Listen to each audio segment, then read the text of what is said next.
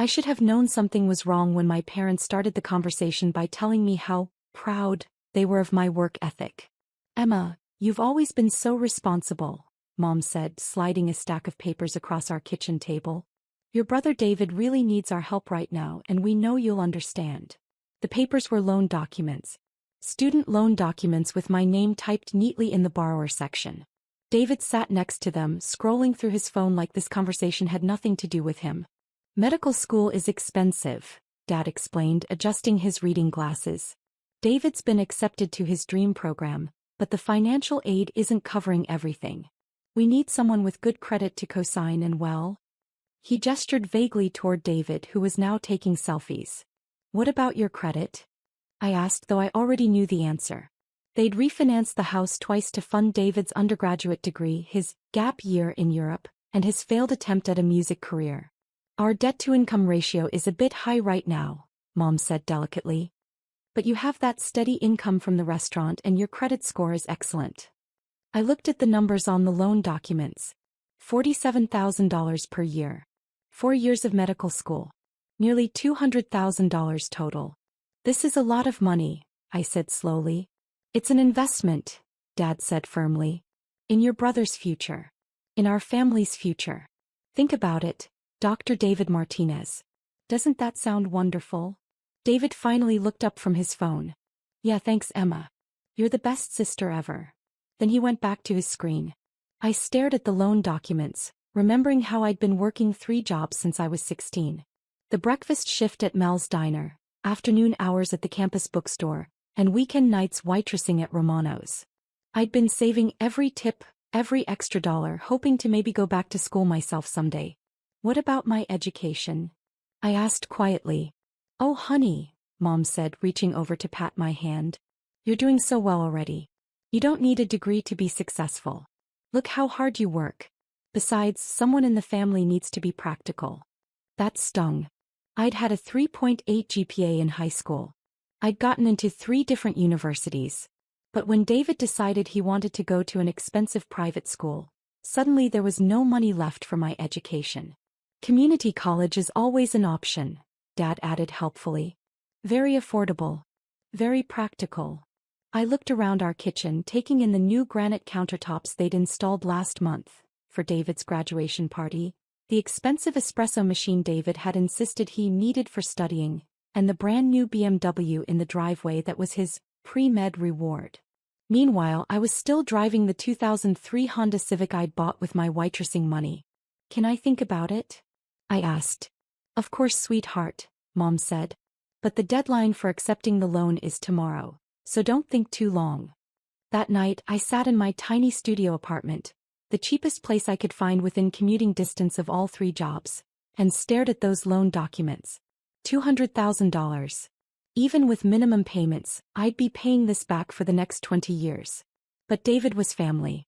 And family helps family. That's what Mom and Dad had always told me. So I signed the papers. The next 4 years were a blur of exhaustion and sacrifice.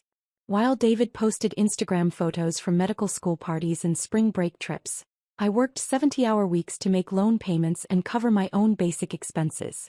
I ate ramen noodles and generic cereal while he complained about the terrible cafeteria food at his medical school. When David needed extra money for a study abroad program in his 3rd year, they came to me again. It's just $8,000 more, Mom said. And it's such a great opportunity for him. I took out another loan. When David needed a new laptop because his old one was too slow for medical research, they came to me again. Just $3,000, Dad said. He really needs the latest technology. I maxed out my credit card. When David needed money for his board exam fees, interview travel costs, and a new wardrobe for residency interviews, they came to me again.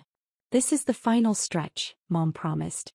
Just $12,000 more and then he'll be earning a doctor's salary. I borrowed against my 401k. Meanwhile, my own life was on permanent hold. I'd applied to nursing school twice but had to withdraw both times because I couldn't afford to cut back my work hours for classes. I was 26 years old with no savings, no degree, and debt that felt like a mountain I'd never climb.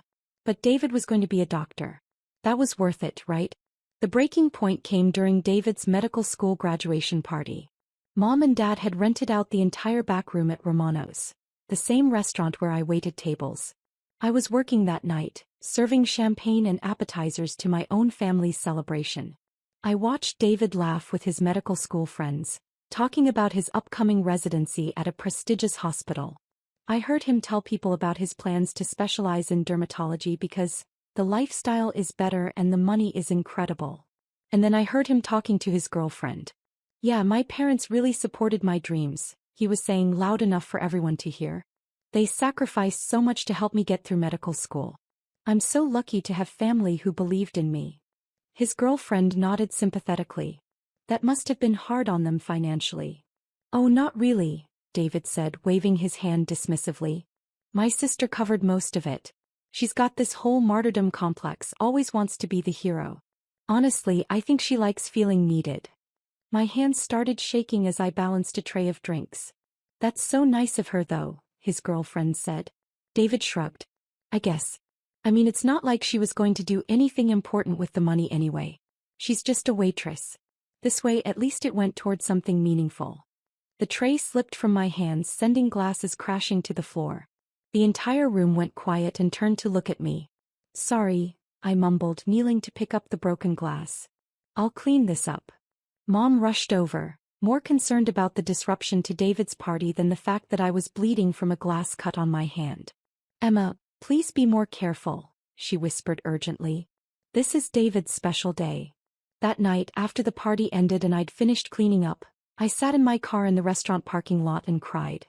26 years old, $60,000 in debt, working 3 jobs to pay for my brother's dream while my own life disappeared one payment at a time. But as I sat there, something shifted inside me. The hurt began to crystallize into something else. Clarity. I drove home and opened my laptop. If I was going to sacrifice everything for David's education, I was going to document exactly what that sacrifice looked like. I started with the original loan documents and created a spreadsheet. Every payment, every interest charge, every late fee when I couldn't quite make the deadline. I printed out bank statements going back 4 years. I organized receipts from the additional loans, the credit card charges, the 401k withdrawal. Then I expanded my documentation. Screenshots of David's social media posts from expensive restaurants and vacation trips. Photos of the BMW, the laptop, the designer clothes I'd helped pay for. Emails where my parents asked for just a little more help for David's expenses. I documented my own finances too. The student loan payments that took up 40% of my income. The credit card debt from covering David's emergency expenses. The fact that I hadn't been able to afford health insurance for 2 years. The college applications I'd had to abandon because I couldn't afford to reduce my work hours. Most importantly, I started saving every conversation, every text message, every email that showed how my family really viewed our arrangement. Like the text from Mom, "Don't mention David's spring break trip to your father. He thinks you're only helping with tuition." Or Dad's email, "Emma's always been the practical one. She doesn't need the things David needs." Or David's response when I'd asked him about making some of the loan payments himself. "Oh, Emma, I'm in medical school. I don't have time for a job. That's what family is for." For 6 months, I continued working my 3 jobs and making loan payments while quietly building my case. I consulted with a lawyer about my options. I opened a separate bank account that my family didn't know about. And I started making some changes. I applied for nursing school again, but this time I found a program that offered evening and weekend classes. I was accepted and started taking out financial aid in my own name, for my own education. I also started networking in ways I'd never done before. Romano's served a lot of business dinners and I began really talking to customers instead of just taking their orders. I learned about different career paths, about companies that offered tuition assistance, about opportunities I'd never known existed.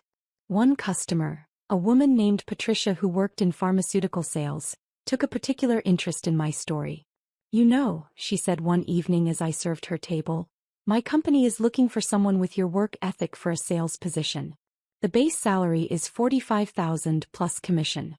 Full benefits, tuition reimbursement, company car." I nearly dropped her drink. "Are you serious?" "Dead serious.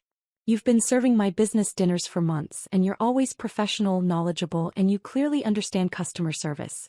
That's exactly what we need. 3 weeks later, I gave notice at all 3 of my jobs and started my new career in pharmaceutical sales. The company car alone saved me $300 a month. The health insurance was better than anything I'd ever had. And for the first time in years, I had weekends free. But I didn't tell my family about any of this. When David started his residency, the loan payments became my responsibility entirely. My parents made it clear that they expected me to continue paying while David got established in his career. Residents don't make much money, Mom explained during one of our monthly family dinners.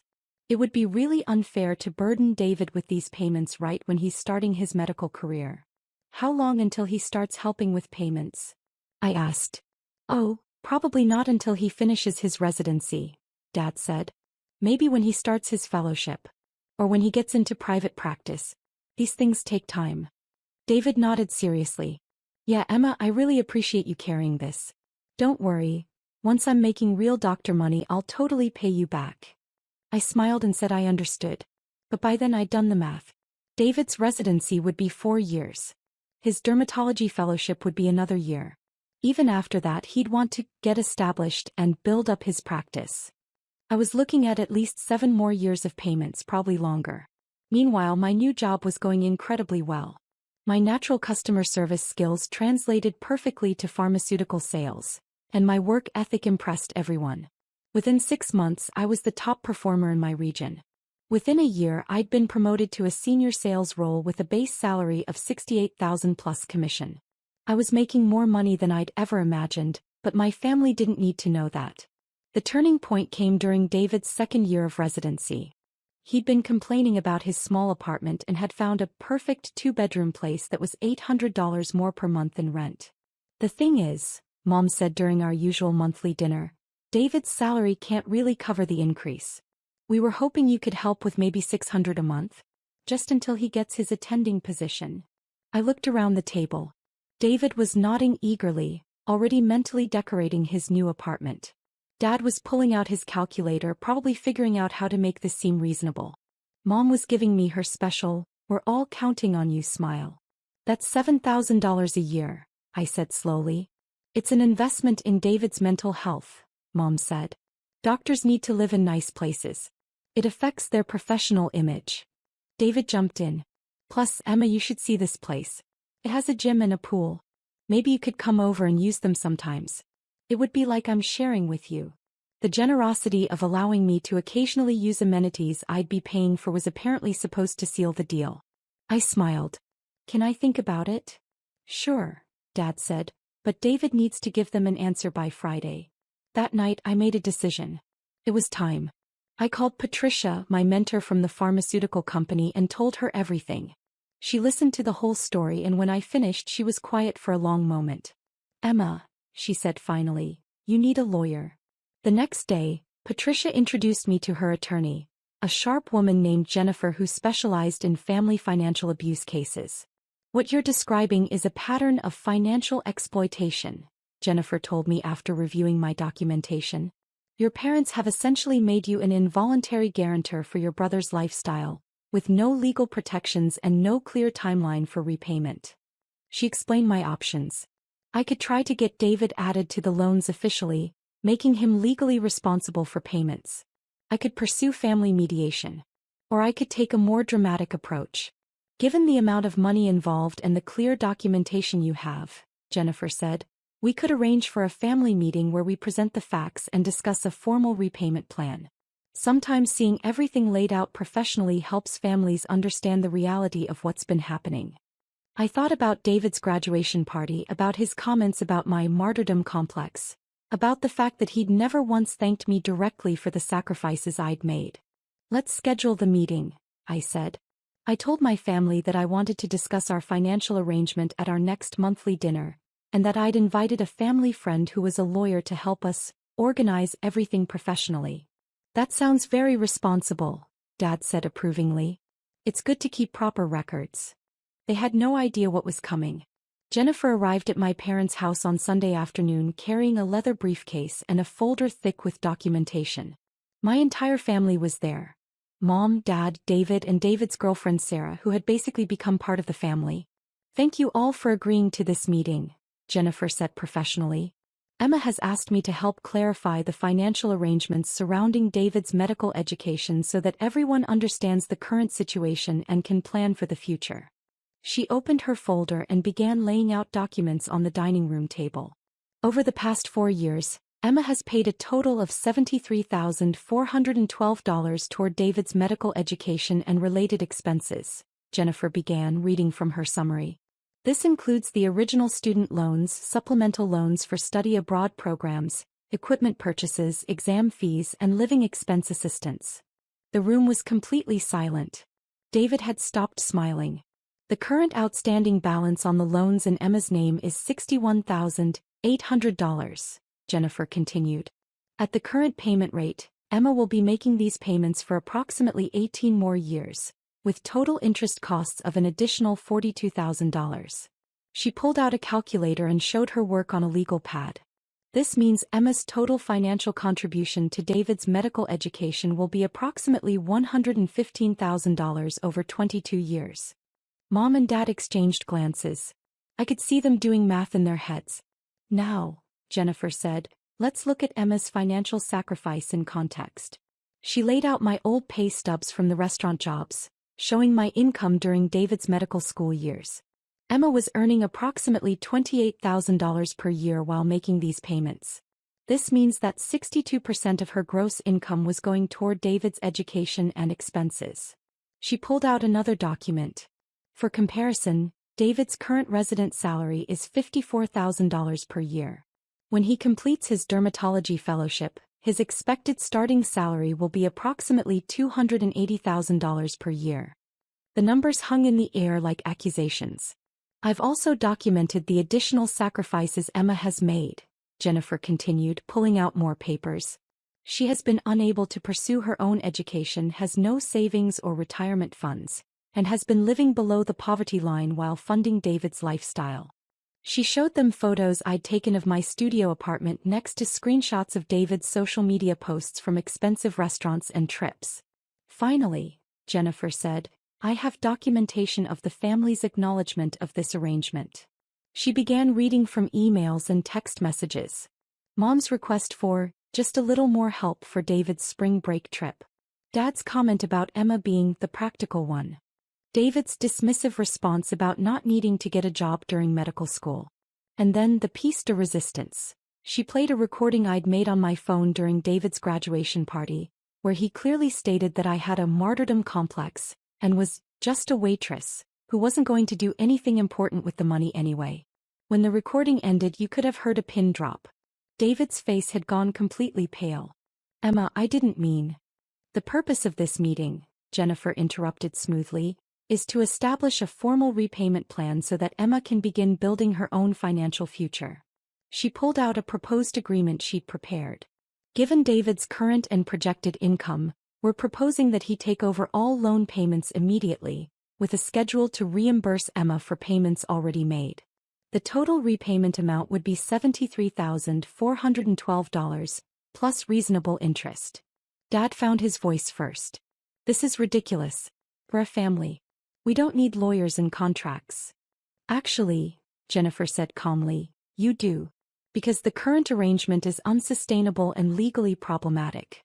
Emma has essentially been providing David with an interest-free loan of over $70,000 with no legal protection and no clear repayment terms. Mom turned to me with tears in her eyes. Emma, honey, how could you bring a stranger into our family business like this? Because, I said quietly, our family business has been destroying my life for 4 years and no one seemed to care. That's not true, David said desperately. I care. I always planned to pay you back. When? Jennifer asked directly. Do you have a specific timeline? A specific amount you plan to pay monthly? David stuttered and looked around the room for support. Well, I mean after my residency and then maybe after fellowship. So in approximately 6 years, Jennifer summarized. And what amount did you plan to pay monthly? I don't know. Whatever I could afford. Jennifer nodded and made a note. So no specific timeline, no specific amount, and no legal obligation. This is exactly the problem. He turned back to the family. Emma has been essentially providing David with a $70,000 interest-free loan with no terms and no legal protection. No bank would ever agree to such an arrangement. The room erupted in defensive arguments. Mom accused me of being money-obsessed and destroying the family.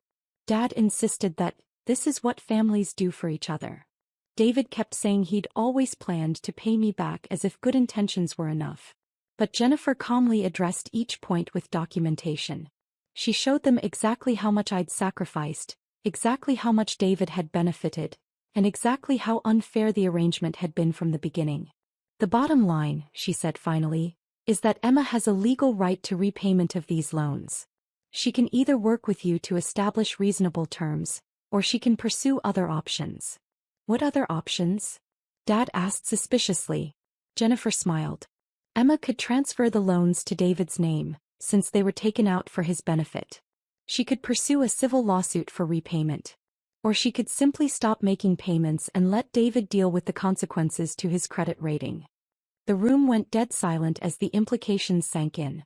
David's medical career depended on maintaining good credit for licensing and hospital privileges. If the loans went into default, it would destroy his professional reputation before it even began. You wouldn't do that, Mom said, but her voice was uncertain. I looked around the table at my family. The people who had treated my financial sacrifice as an entitlement, who had dismissed my dreams as unimportant, who had never once acknowledged the true cost of what I'd given up. I don't want to, I said. But I need to protect my own future. I can't keep paying for David's choices while my own life disappears. Jennifer pulled out the formal agreement again. This is a reasonable solution. David takes over the loan payments immediately. He reimburses Emma for past payments over a 5-year period at fair market interest rates. Everyone moves forward with clear expectations. She set the papers in the middle of the table. I'll give you 1 week to decide, I said, standing up. Either David signs this agreement, or I stop making loan payments and you can figure out alternative arrangements. I walked toward the door, then turned back. Oh, and there's one more thing you should know, I said. I'm not a waitress anymore. I haven't been for over a year. I'm a pharmaceutical sales rep making $87,000 a year, plus commission. Last month alone, I made more than David makes in 3 months of his residency. I paused to let that sink in. I've also been accepted to nursing school and will graduate with my BSN in 18 months. My company is paying for the entire program. The look of shock on their faces was almost worth 4 years of sacrifice.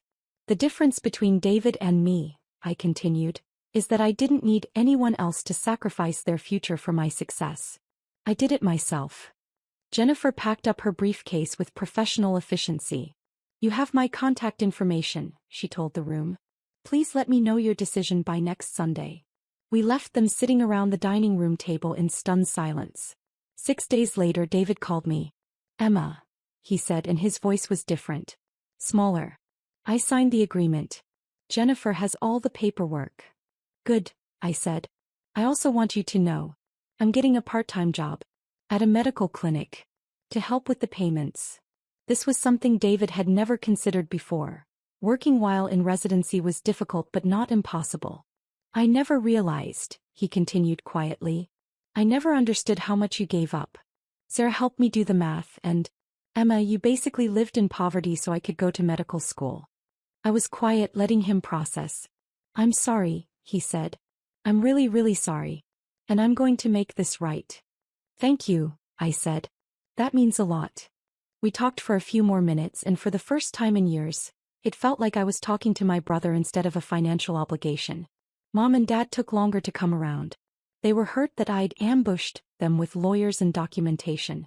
They felt betrayed that I'd been keeping secrets about my career success. But they also couldn't argue with the numbers. When Jennifer laid out exactly how much I'd sacrificed and exactly how little they'd appreciated it, the reality was undeniable. The formal loan transfer took 3 months to complete. David officially took over all payments, and we established a clear schedule for him to reimburse me for past payments. For the first time in 4 years, my paycheck was actually mine. The family dynamics took longer to heal. There were awkward dinners and stilted conversations as everyone adjusted to the new reality that I was no longer the family's financial safety net. But something unexpected happened. As David started making his own payments and working to reimburse me, he began to understand the true value of what I'd given him. He became more grateful, more thoughtful, more aware of the sacrifices others made for his benefit.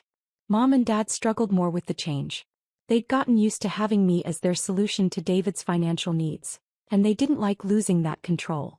But they also couldn't deny that their treatment of me had been unfair. The real transformation in our relationship came 6 months later, when I graduated from nursing school. David surprised me by showing up to the ceremony with flowers and a card. "I know this is 4 years late," he said, "but I wanted to be here for your graduation since you were there for all of mine." Inside the card he'd written, "Thank you for believing in my dreams even when no one believed in yours. I promise to spend the rest of my life making sure you know how grateful I am." That night my family took me out to dinner to celebrate, and for the first time ever David insisted on paying. Today, 3 years later, our relationship has found a new balance. David finished his residency and started his dermatology fellowship. He's been making his loan payments faithfully and has already reimbursed me for about half of my original contributions. More importantly, he's become an advocate for my success instead of a drain on my resources. When I decided to pursue my nurse practitioner degree, David was the first to offer encouragement and support. Mom and Dad have slowly learned to see me as more than just the practical daughter who solves everyone else's problems. They've started asking about my career, my goals, my happiness, not just my ability to help with family financial crises. I'm thriving. I finished my nursing degree with honors while continuing to excel in pharmaceutical sales. I've been promoted twice and now manage a team of 12 sales reps across 3 states. I bought my own house last year. A real house with a yard and a mortgage, not a tiny studio apartment. Most importantly, I learned to value my own dreams as much as I'd valued everyone else's. I learned that saying no to exploitation isn't selfish, it's necessary. And I learned that real family supports each other's success instead of demanding that one person sacrifice everything for everyone else's benefit. The student loans that once felt like chains around my ankles became the catalyst for the most important lesson of my life. My financial well-being, my education, and my future matter just as much as anyone else's. And no one gets to convince me otherwise ever again.